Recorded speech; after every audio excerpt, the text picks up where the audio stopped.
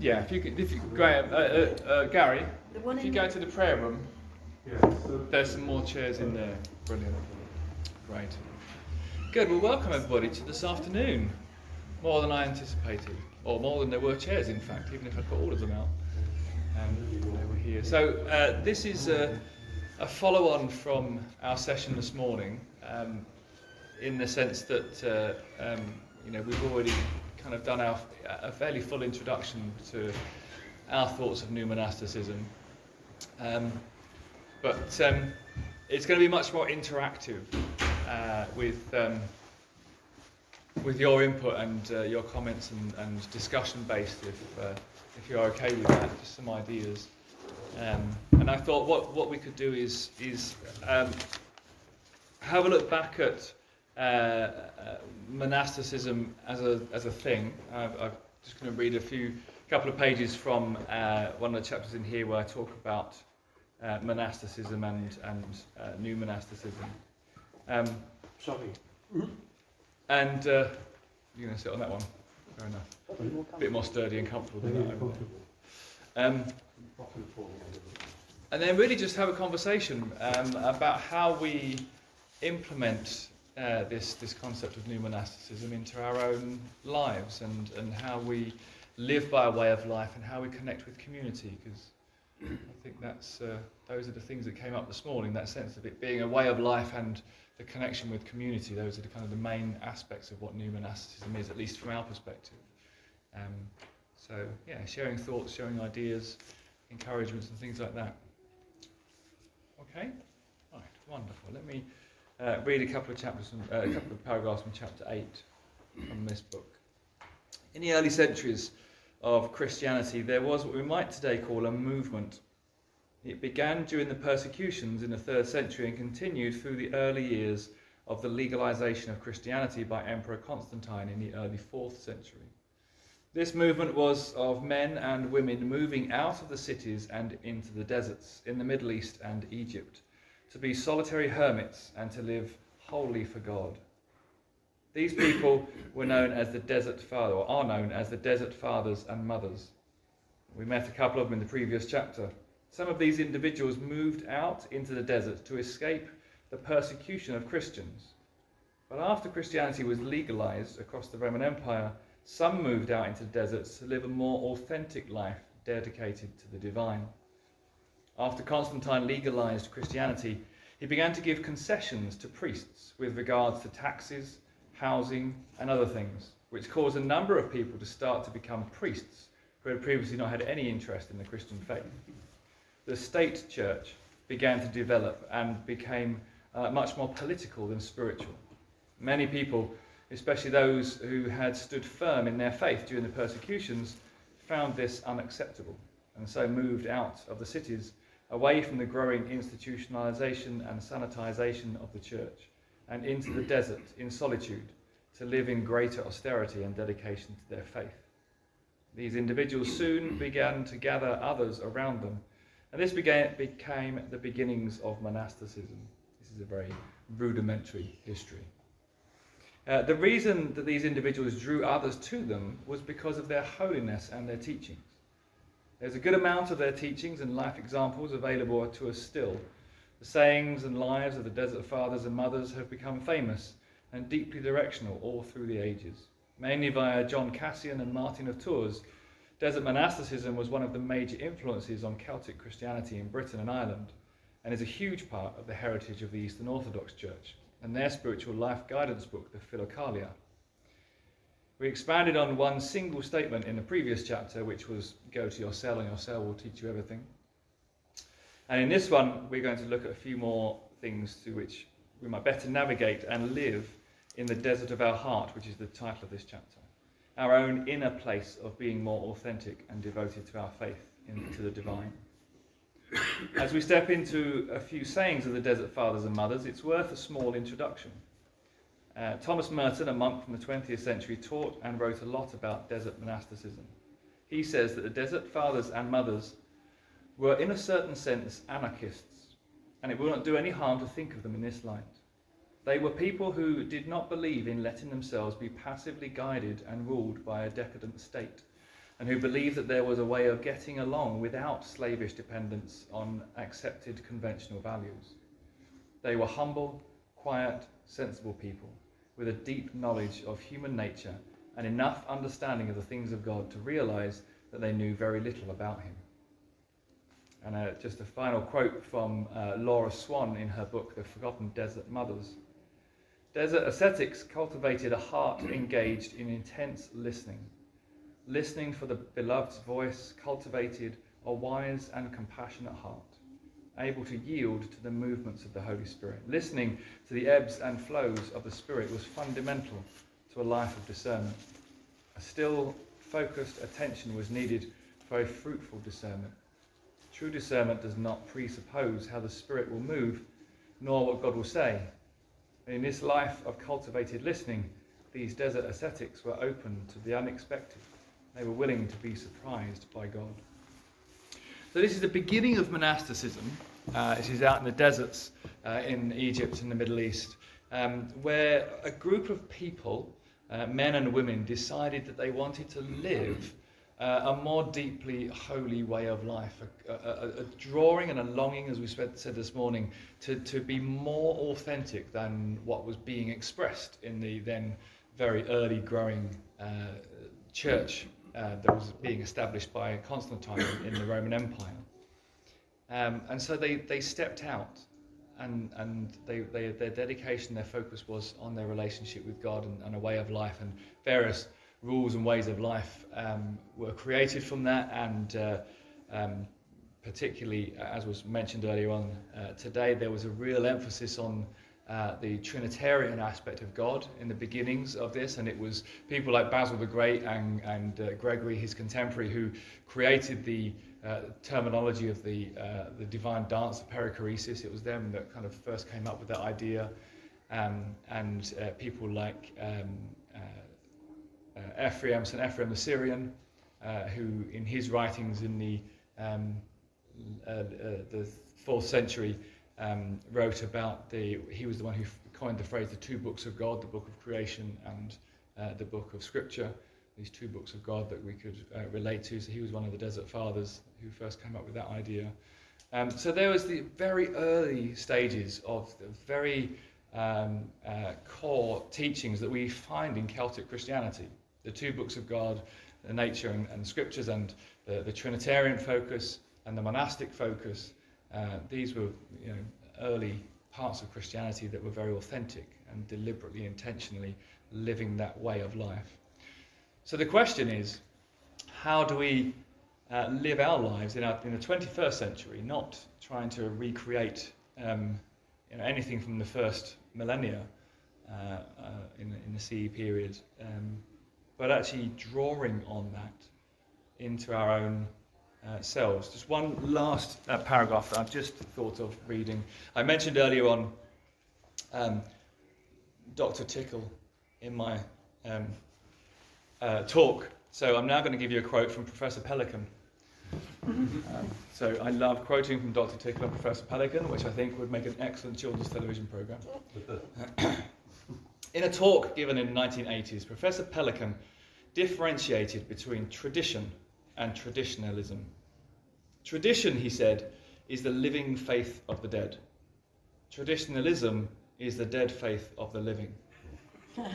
That is, the rich heritage of the past can give life to those who are living out their faith today. Tradition is being the rich well. Tradition being the rich well of wisdom and knowledge that we can draw from.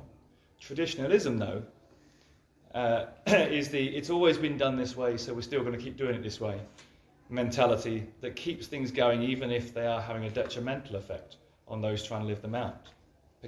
Pelican went on to say, I suppose I should add that it is traditionalism which gives tradition a bad name.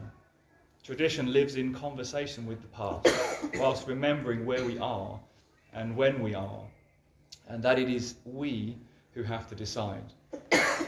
And I love that little bit at the end, his clarification. It's about how tradition is living in conversation with the past and drawing on to that. And that lovely quote there, that tradition is the living faith of the dead and traditionalism is the dead faith of the living.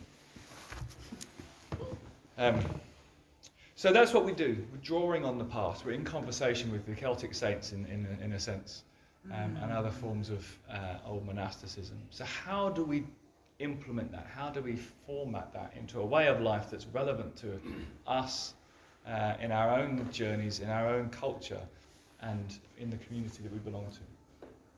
And I'm going to shut up now because I've been talking for 11 minutes, and that's more than enough. Are there any thoughts from you on questions from this morning before we perhaps get more into specifics of way of life? I mean, I loved that quote from Thomas Merton and the anarchy, but that questioning of the things that drive us. Are you being driven or are you being led? And it's always a good question to ask, isn't it? And I think as we become aware, and I think it's often this way round, as we give ourselves to the great God, the greater God, if you like, we become aware of the noise of the lesser gods that shout at us and pull at us. And it's often that way round, isn't it? That we're driven by that. We're not driven. We're led on by that yearning, that voice of God. And as we give ourselves to that, then we discover all the things that distract us.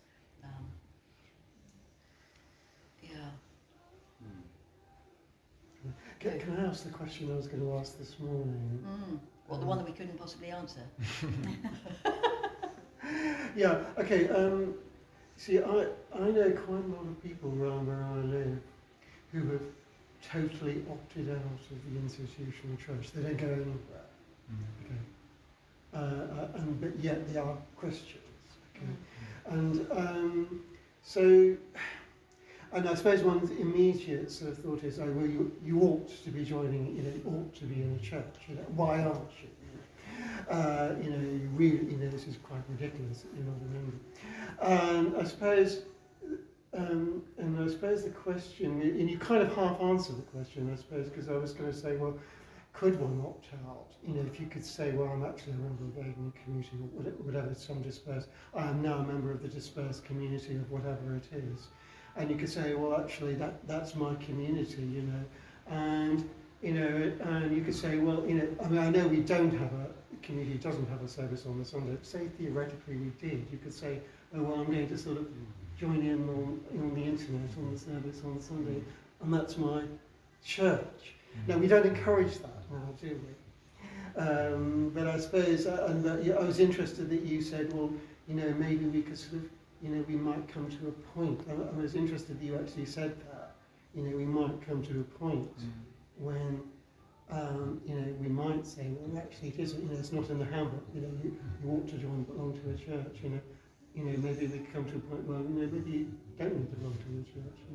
So that's a rather involved question. Yeah, and I don't think we're ever saying that you ought to belong to a church. Because, like Julie was saying so beautifully, there's so many tribes, aren't there? And one of them is, what was the phrase that Simon used? The believing but not belonging.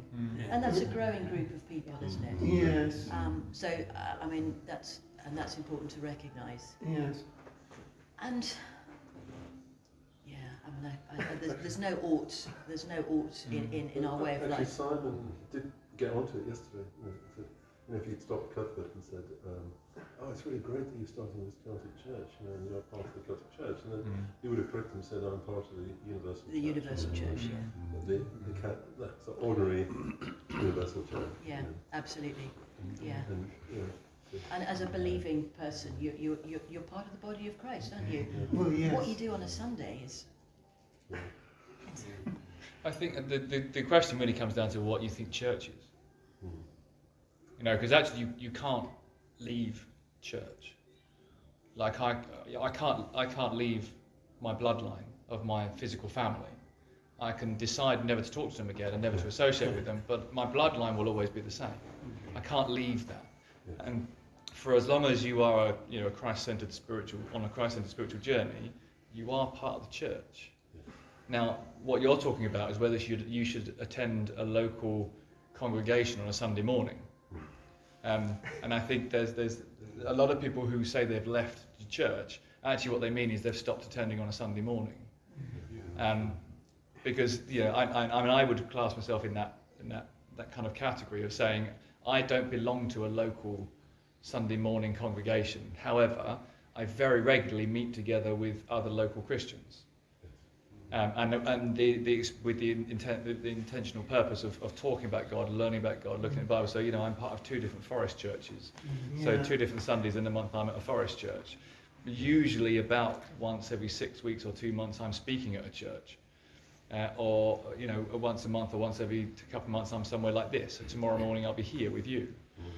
So actually I might not necessarily go, well, I'm an Anglican and I belong to St John's down in wherever, but I am part of the church and I do regularly meet with people, and I find my own kind of sense of accountability in my spiritual journey through my soul friend and through the community. And staying accountable to the guardians, with Penny and the others. Is it more to do that with actual worship rather than, Active worship, you say. Yeah. Again, depends on what you think worship is. Um, Depends on what you think worship is. I'm really not a fan of the pop songs that you play Yeah, on a guitar. absolutely. Also from lockdown, like the way we worship as well has changed a lot. We've gone back to the old way of meeting in houses, going back to the original church Methodist yearly. do. Yeah. And lots of people have Yeah. found new ways to worship. And some people have gone back to church, other people have found fresh expressions of church. Yeah. One of my best Sundays was when I met with out at the local Quaker group online during lockdown, and I just sat. I have a little sacred space in the corner of one of the rooms in my house, which I do all of my prayer rhythms from when I'm at home. But then on a Sunday morning, I put my laptop on a little stool in front of me and sat in the same place. Physically, I was on my own, but there was 50 or 60 people on the screen, and I felt like I was with them, and it felt like collective group. I was once when I was at Christchurch, where before getting married, we were doing some evangelism through Evangelism Explosion, and this is really going back in time. It was really effective in that church. But I remember talking to one of the people, and so he was quite a new Christian, a guy called Rob Davis, and he was challenged at work, saying, "Well, why do you go to church?" And he said, "Well, to sing and praise the Lord, of course." And that sounds so obvious, doesn't it? Because that's what the Psalms are essentially songs that praise the Lord, and so I do get a lot of positive feelings when I do go to the local church and actually really sing some of those worship songs, which mean quite a lot to me, and I just found that was really helpful expression of worship. And that's one of the important things about being part of a local congregation, is that it needs to feed you. It needs to be something that you resonate with. It needs to be. You need to go along to something that is going to bring you life. If anybody who attends out of a sense of duty, particularly if you dislike where you're going, you've missed the point. But that's really important. Yeah, and also it's just where you can share. You can actually say, "Well, what's God been speaking to you about over the last week?" And you can share it in front of the congregation, which is a great privilege. Did you not live stream your Forest church? No, because there's never any signal when we go. Not even on your phone? No, that's why I go there, because there's no signal. It's just that when we want to do something on the road, like when we took our house that time, Yes. we were in the middle of a garden and We were in the Gospel Gardens and in this garden. connected up to Sean's phone on a computer. Yeah, well, that's fine if there's signal, but at most of the places that we go to in the forest, there's no signal. I think going back to the second part of what Mark was saying, I think, when I mentioned briefly that, maybe one day, but it's not yet. It's not yet. There's no call to that, and we'll just have to see it happening for it to happen. Because we just don't need another institution, it's just not on the agenda. I think it's a bit like some monasteries open up their place on a Sunday morning, so the local community come along, where the monks are doing their hours of prayer every day, all day. And on a Sunday morning, the local people come in. Some monasteries do that, but some don't, because they don't have the facility to do that. So it's a bit like that, isn't it? Can I ask something? Does Cody do What is it? What is a parish church? I don't know. A forest church? Yeah. Yes, so a forest church is a national movement. I think there's about 40 or 50 forest churches around the UK now, and its intention is to re-educate people to understand that you can encounter God and worship God in and through nature. It's important to forest churches that that it's not just church outside, but actually you're properly engaging with nature, you're engaging with the rhythms and cycles of the seasons, and yeah, actually learning through How do nature. you find out if there's one within travelling distance? Is there a centre to contact them? The best way to do it is to go to the Facebook page. That's the most up-to-date thing. So there is a website, but the website is almost always out of date because different ones are starting and some are stopping all the time. So the easiest thing to do is go. The most accurate place to go to is the Facebook page. So if you just look up Forest Church on Facebook, and you'll find the Facebook page. We have one locally, Ganymede Forest. Right. Yeah. So I run one in the New Forest, where we move around the forest, and I'm also part of a new one in a place between Salisbury and Devizes in a wildlife park. So we meet in the same place in the wildlife park, Langford Lakes. Yeah. So what about, I'm just conscious of time, what way of life and actually grounding this? If that's okay to move on specifically. Yeah.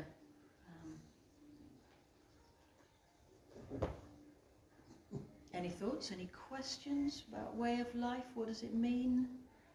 Well, the term waymarks, isn't it? Waymarks is useful. Yes.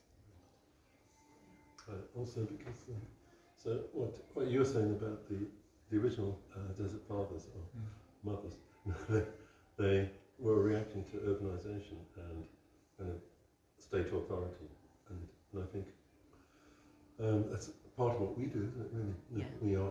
we can we don't have to be in a city, and in fact, it's better not to be in a city, to kind of appreciate Celtic faith, and it's certainly part of my way of life is to spend more time outside and be out in nature more. I think one of the things that one of the many things that attracted me to the Celtic way and this community was this thing called the way of life. Because I think in traditional church, whatever the denomination is, one of the ways in which it often doesn't or hasn't found a way to help people is to give people a means each day of being in touch with God with regard to the detail of the life. And the way of life, through the headings, helps us do that throughout the day. It gives you a structure that's not just about Sunday observance. To be Christian in a noticeable way, both for ourselves and for others, throughout the week and throughout life as well. And I thought that was very important because as a reader until recently, and it doesn't matter how much it doesn't matter how brilliant your sermon is, people have to go away after that hour and a half they've been with you. And when they go back to work, or when they go back to whatever the world is that they're in, find a way of making that meaningful in a Christian way. And we get so consumed with our culture that in fact the way we're living our life is no different than somebody else who is, say, just an everyday decent sort of chap. And how are we distinguishable? And so I think the way of life is one means by which we can demonstrate something about our Christian way that people think, oh, do you really pray 4 times a day? And you might say, well, I try to. I manage 2 or 3, but I don't always manage. But the fact that you do, and other things, unity that we've been talking about, or lifelong learning, whatever it might be. So these things shape the direction and shape the way we think and what we do. And I'm finding that. Yeah, that's my bit about the way. I think it's thank you so much. No, that's great. Yeah. There's something I picked up, I think, in the new book that's just come out by the community and spoke about, I can't remember who it was who said about prayer and how he regularly doesn't stop prayer because his whole life is like a rhythm of prayer. And I thought that was really interesting, how our waymarks become part of us and don't restrict us as well. Yes. Part of beyond as it is our way of life and make us who we are, I think, and that's what you sort of said, Gary. Yes. That comes to prayer time, doesn't she? She does. I have to have no choice. She's sitting there waiting for me. I think the points of prayer to have the day punctuated with intentional moments where you stop or go away and pray, I find that incredibly helpful. So I mean, I've got 3 of them on my phone as an alarm. So midday, 5 p.m. and 9 p.m. an alarm goes off on my phone, because otherwise I'd never remember what time it was. And the morning prayer I just do as soon as I get up, because I remember what time it is when I've just got up. So I just do that straight away. And then once the alarm goes off, then basically everybody I know, when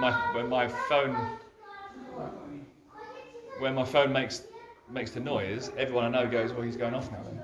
He'll be away for 5 or 10 minutes. Just a question. You say you have your nighttime prayer at 9 p.m. Yeah. Well, I only have mine closer to midnight. Doesn't make any difference, does it? No. Because I think It's whatever works for It's you. what works for you. Yeah, absolutely. Yeah. No, whatever time is appropriate for you. And obviously, you might be working on shift work, so your days might be completely upside down compared to everybody else. Your morning prayer might be at 8:30 in the evening. Oh no, it's when it gets. And your midday prayer will be at 3 o'clock in the middle of the night, because that's when your day works, because you're on shift work.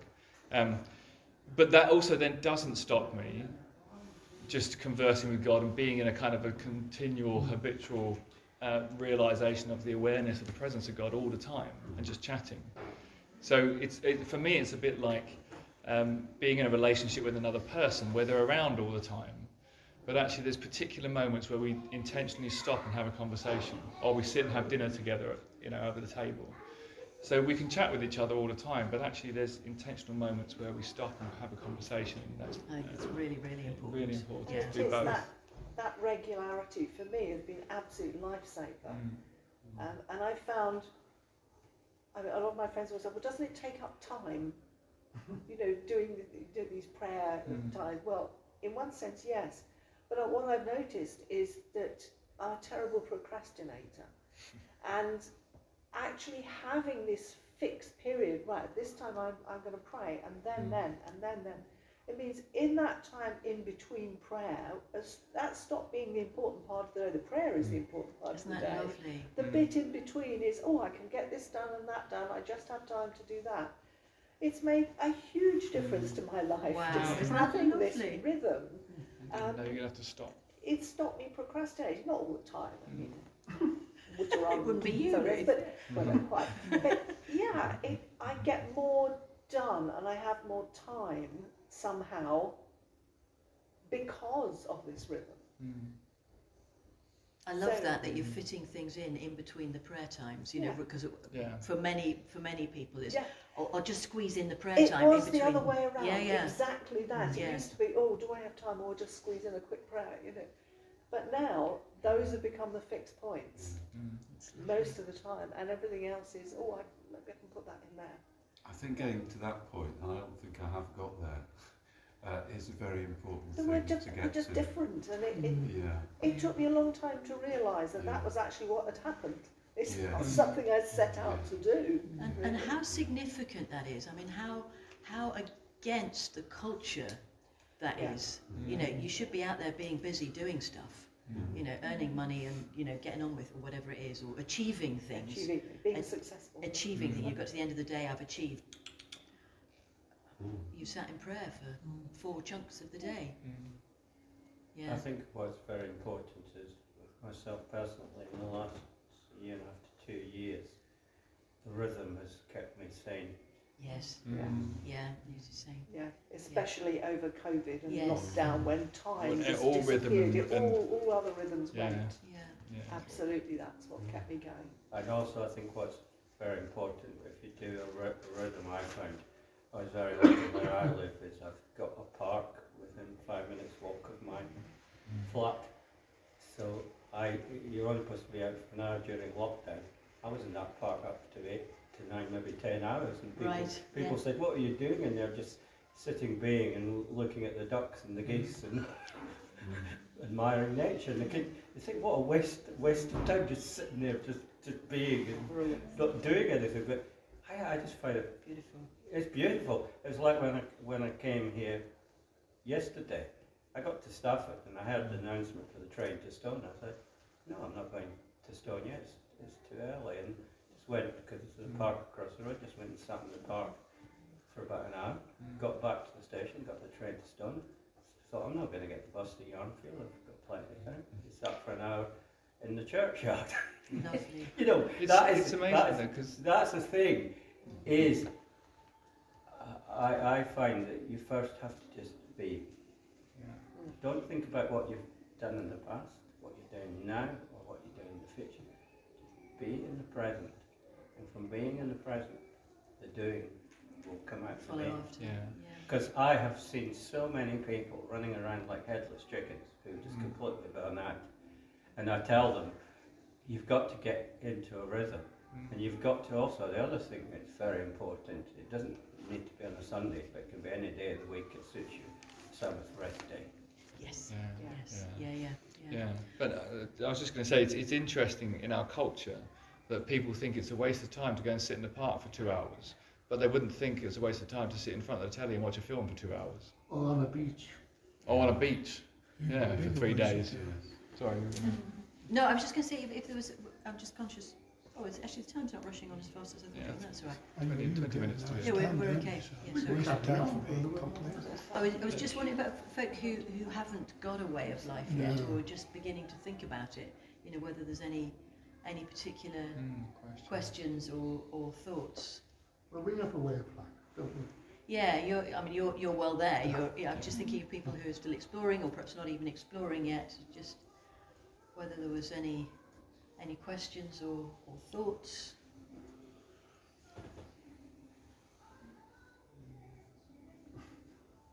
Off many of the voyagers who you know, you can be a voyager for years and still struggling sorting out a way of life. And, you know, if there's anybody who's any questions about the way of life.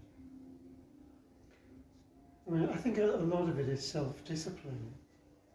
You know, with new monasticism, isn't it? It's because no one checks up on this. You know, there aren't any CCTV cameras on the house. How do you know? I've got a soul friend. Cleaning on the sort of, you know, it's none. It's. It is, yes. But yes. over time, I think, you know, we've got to be authentic, really, haven't we? And you know. Yeah. Go on. So it's getting, again, it's about the balance, isn't it, of having a way of life that you can actually fulfill now, today. You know, I often see a way of life from somebody and they say, you know, when I've been doing this for a while, then I plan to have a rhythm of prayer that will be 4 times a day. But, you know, I always come back to, but what are you doing now? What is your rhythm? What could you do? What rhythm could you have today? And live with that. I remember, you know, for years and years, I had the 2 prayer stops through the day, and then, you know, became a voyager, and I really struggled with the midday because it kind of messed up everything else I was in the middle of, you know. But I knew that was something I really wanted to get in place, and actually I find, you know, it's the important point in the day. You set aside all the stuff I'm doing. And come back, but it, you know, took a while to get to that point, and I think that's really important. You know, we're not trying to be superheroes; we're trying to be who we are. Yeah. It's interesting you say that, because it's something I've had a lot of angst over and actually had to come to some peace around. And I've actually found when I examine my super busy life, things do fit in, because I need to walk the dogs twice a day. But where I walk the dogs is full of nature, and actually you can prayer walk and stop. Actually, some of the things you've taught, David, stopping and looking and just standing and being.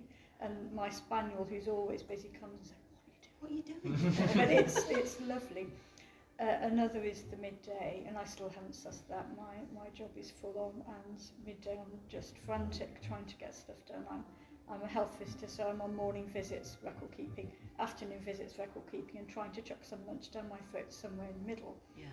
But actually, the job itself is in a very deprived community. So I was thinking, well, in the midst of everything I do, how can I fulfil that particular waymark about some, you know, community? And actually, I find I'm doing it already within the work that I do, because my patch is a safeguarding nightmare that is full of drugs and it's depression and everything that all the family breakdown that goes with all of that. So Actually, in my day, if I break down how my day is, I'm actually doing a lot of the waymarks already that just need a bit of tailoring. So I've stopped being quite so hard on myself. Good. Perhaps I was somewhere. I mean, along a this quick journey. toilet visit and the Lord's Prayer in the middle of the day is brilliant. I went to well, it wasn't a Christian mindfulness session, but way back work did a mindfulness session, and a lady talked about mindfulness in the toilet. Yeah, Yes. You just do 30 seconds. Absolutely. Yeah. Absolutely. Yeah, I was doing an interview with a guy who teaches the Jewish history of Christianity, and we were talking about the different prayers that we had for the everyday activities, and he said, I still haven't found it. He didn't show me where to go, but he said there's a Jewish prayer for going to the toilet. So, because I was talking about the ones in Carmen Gedelik about working the loom and shearing the sheep, and he went, oh yeah, Jews have that. There's one for going to the toilet. I haven't found a Celtic prayer for going to the toilet yet, but I think all of this can be down to mindset about the self-discipline. But no one's checking up on me. Well, if you're doing it because you think you should, because do you think that you're supposed to be doing this and someone's going to check up on you? You haven't really grasped the right mindset of what this is about. This is about your own spiritual development. It's about your own life development. It needs to be, the mindset needs to be, this is a life-giving thing for me and I want to do it. Sorry, Aldous, you were Yeah, just Aldi, most of you don't know me. I'm from Australia, actually America, Australia, and I'm not even an explorer yet, but I mean, I hooked up with Ray Simpson a few years ago, and it's a longer story, but I mean, I resonate definitely with everything you're saying, but I guess I was trying to formulate a question or a thought as well. I guess what I would hope and pray to get out of it, I would just say for me personally, the last 2 years of lockdown have been fantastic as far as developing my own personal, I feel like I'm closer, deeper with the Lord. I redefining church has been a big part of that. It's not where you go on Sunday. It's actually where 2 or 3 gather, and even walking the dogs, I can find church almost everywhere. I guess and I hear a lot of what, I think most of the discussion, at least what I hear right now has been around how we work in our individual lives.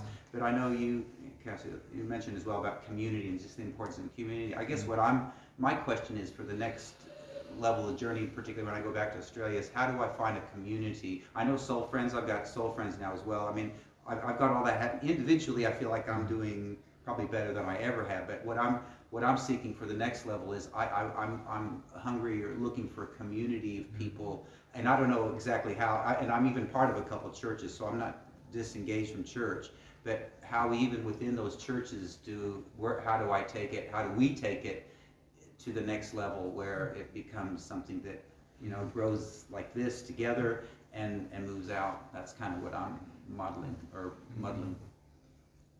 Actually, that's what we'd like to do in long run. Well, I don't know. I'm assuming a lot of you are taking part of those kind of communities. I don't know. Yeah. Forest Church. I just put a thing out for that. Well, I mean, the thing with Forest Church, and it's kind of, it's where I'm coming from mission as well. I'm of the mission mindset of if you build it, they will come, which comes, the Field of Dreams film, which is basically so. If you try and find a community, you probably won't be able to find one, because otherwise you would already know it's there. But what I discovered is that maybe one other person might be interested in doing a Forest Church, and this is how most of them start. And you start doing it, and you just throw out an advert, and within, if you do it monthly, within 5 or 6 months, you've got a dozen people coming regularly, and you've got a community. Because what you find is that other people are also thinking the same as you, in the same places where you're living, but it's actually maybe that's the key. Getting people together, and just asking the question, and bringing in the way of life. So if you started with a Celtic one or service, 2 other people, even because that, And I think it's really, like you're saying, it's really live it yourself. Yeah. Live it yourself, and people will emerge. I mean, there's a real temptation as a church leader. So, I found something great. We all need to be doing this. I'll talk a little bit about this tomorrow, and it's kind of top down. Whereas if you live it, and see who comes, and of course you talk about it. I found this amazing way of life. It's really helping me. Whatever it is, however you'd say it, you will find people will come. People will say, "Oh, because we're hungry." It is a universal thing, isn't it? As you were saying, it's. Well, that's how a lot of these early monastic centres began. Some of the desert monastics, and Kevin and Glendalough, they just went away to go and be on their own. And then people started to come to them because they were just living it out. and people were being drawn to that, and then they stayed. And they Mm. became a community, became a monastery. I think the thing is, Aren't you going to have trouble finding the forest in Australia? Is it either burnt out or dead? I'm not sure if I'm looking for a forest there particularly. I mean, Well, it's Forest Church is the name because in I the know, UK it's about I there's a get forest that, I school get that. thing, but it's about being out in nature. Actually, yeah, there's quite a I few get that beach idea, and it churches. resonates with me. From here, actually, I'm going to Latvia. That's my origin, and so there's quite a few Plenty new of forests forest, around yeah. there. But yeah, I'm thinking it's more again redefining church. It's not as much about the location, although that plays a part, but it's finding the relationships that have a similar heartbeat, Yeah. hunger. Yes. yeah, I think the thing is that we decided to start doing a fresh expression on Sunday, and we just basically said, come as you are, not as you expect it to be, and we do deliberately. The first thing we do is say, right, you arrive, would you like a tea, coffee, or a soft drink, and then we do a community meal together, and then and they were the people themselves who came up with a name. We didn't come up with a name. They said they wanted to be called the church. Right. Yeah. And the thing is, with us, our church is community, because basically people who never see hardly anybody to talk to or socialise with or hang out with have that opportunity, both in our fresh expression and in what we do in the church that we've taken over. But the thing is, what we do is we just say, fling open the doors wide, just say welcome, come in as you are, and basically make yourself at home, make yourself feel a safe, comfortable space to be in. And people can't quite work out why we're doing it, but we are attracting just an amazing, diverse, eclectic group of people. And, you know, we had a street party for the Platinum Jubilee weekend. I thought just as usual, suspects, about 40, 50 people might turn up if we're lucky. I think we had over 100 people, including children. And this was on a Friday morning. We didn't expect hardly anybody to be out of bed before about 12 o'clock right where we live, you know, it's quite amazing. Yeah, that's lovely, thank you. Yeah, really lovely. Yeah. Any other thoughts and questions in the last 5 or 10 minutes that you wanted to bring, or? I think that point you made about having the midday prayer and work at the same time. It could just be a few seconds of, a couple of minutes of meditation. Or standard prayer. Putting the alarm on my phone has really helped, because even when I'm in the middle of a busy day and I'm in the middle of doing stuff, when the alarm goes off on my phone, even if I've only got time to just take a few breaths, the focus of recentering my thoughts and my being on my spiritual centre and on Christ makes a very big difference, even if it is only 35 seconds of 3 deep breaths and carry on. Actually, the act of doing that makes a significant difference to my internal being.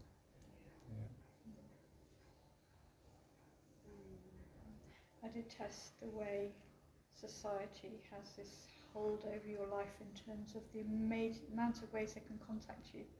And I certainly since lockdown, the amount of ways work can contact me through my computer, through my phone, through everything else they have set up.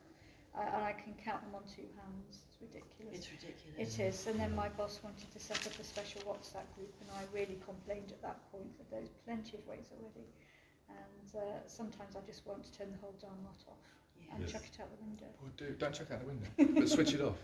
They all have off switches. It's really important to switch off. It is really important, and I think in France, they've brought in legislation that employers are not allowed to contact you outside working hours. It's wrong, unless you're on call. Yeah. It isn't right. And that's still it's your working hours then if you're on call, isn't it? Yeah. Switch it off if you can. Yeah. I guess I'm more interested to hear again on the community aspect for each of you. And we're talking about the individual, how you know, and I get all that, setting the timers and all that. But I'm just curious, do all of you, most of you have these sort of meetings, people you meet with outside? No, I'm quite isolated in the sense of who members of the community. There's not many members of the community close by me. There's a few, about 3 or 4, but you know, we're quite a distance apart, so we meet about once every couple of months for an evening or an afternoon. But you know, somebody has to travel quite a distance at some point, depending on where we decide to meet, based on where we live. So now, my own personal concept is again, it's a bit more of a mentality, that I feel connected to other people, because I know that they're there and I know that they're doing these things. I know that everybody in the UK or in this time zone is stopping somewhere around midday for prayer. And of course Zoom has made a huge difference now. So for example, on a Friday midday UK time, I run a midday prayer online via Zoom. On a Wednesday midday, the London local group run an online via Zoom, and you do one as well, weekly, don't you? Monday nights. Monday nights as night prayer. So there's 3 times a week, if you have Zoom, that you can join 3 different groups from this community doing our liturgy in our prayer rhythm. So that's made a huge difference, Zoom, online. I think another important thing that's, like David, we're a little way from many other members and part of the way of life is enabling us to become community and to bring community to other people. So, you know, we try and have it so that our home and the people we meet in the streets, you know, they are our community. And so it's a giving out thing rather than a receiving thing. But in the giving out, you do you do receive. So, you know, my church, although, you know, they know what I do and what my husband does. We're part of this community. You know, they're not community members, but you know, they are our community. And this way of life feeds me in that, so that I can give out to that. And I don't need to receive so much back. So you know, that is really important. It isn't just about the individual. You're absolutely right. I guess that's the key button for me. How do we facilitate community where we live and around where we live? That's right. That's really what I'm. And it's the way of life enables you with that. You know, I'm without convinced of that. I'm just looking now for the next step in that. That's all. But the other thing is, like Penny said, if you live this, the likelihood is that there will be other people going, I like what you're living. You know, tell me more about that, and they'll be attracted by it, because there's something attractive about someone who's living authentically. And it doesn't matter what context that's in, or what structure it is, or what that centre is. Someone who's living authentically is very attractive, and other people will want to know about it. And I think that's a lot of people have come to the community because of knowing somebody else in the community, rather than, you know, advertising or, you know, festival exhibition stands. We've had a few, but most people would have come through relationship. That's true for the church as well. I mean, Yeah. People come because they get invited or through relationships. Yes. Good. I think what appeals to me about the way of life, as what, not just speaking for myself, but thinking about wider links into the community, is you talked to Penny about the idea of believing but not belonging. But I think it's a whole other group of people who also have those longings, which is people who often define themselves as spiritual but not religious. Yes. Meaning they've rejected sort of institutional religion. And I think the idea of a way of life or living authentically is actually very attractive to those people who would not call themselves Christian. And quite honestly refuse to call themselves Christian or to see anything good in Christianity, because what they've experienced, whether in actuality or via the media, is such a distorted view of Christianity that it's hard for them to relate to that. But simply to offer ways of creating a small temporary community, whether it is meeting in a coffee shop, doing Tai Chi together, doing mindfulness together, actually those things are also, to me, forming community. Yes. And God is there. The Spirit is there. You know, there's not one sort of community labelled Christian and one labelled non-Christian. God is in all these expressions to me. And yes, my way of life might enable me to have the time, the energy to do that, and resources it in that way. But it is about, simply being available to people and finding new ways of connecting, which may not be labelled Christian at all. Most of the things I do aren't labelled Christian at all. But I think when, I know what you mean exactly by that, because I've got a little men's group, and I didn't want people to think I'm trying to hook people into the local church. But my village is so small that they know exactly what I stand for and who I am, and I've obviously now been wondering how with these on now. So that message in itself, without really focusing on the Christian message, is always implicit, isn't it? But not explicit. No, it is the right. implicit nature of it, simply shown by how you live. I also think people are more drawn by implicit than explicit. They're more likely to come to you if you're not trying to tell them about Jesus all the time. Exactly. Yeah, I mean, our culture actually works against you if you try to do that. There was one really great breakthrough, because I grew up in northeastern England, Northumberland area, and it was kind of very Calvinist teaching that I had, that essentially the world was separate, and so you got the worldly things, and you got church and spiritual things, and how it's all unified, and the Celts, and they didn't see any separation at all.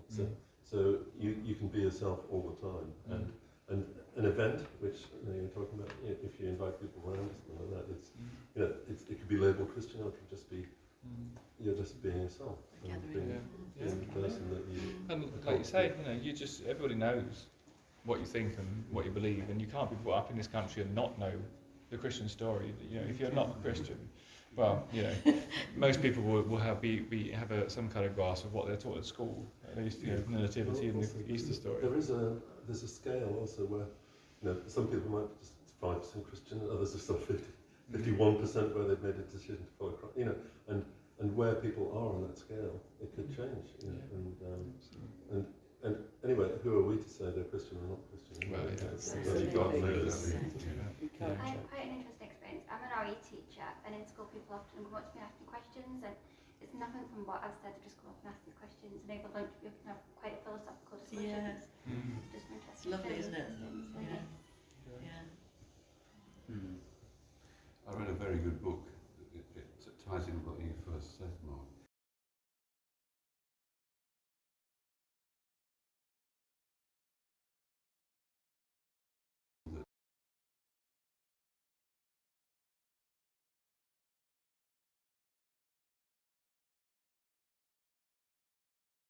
For various reasons, and that's looking at why they can't.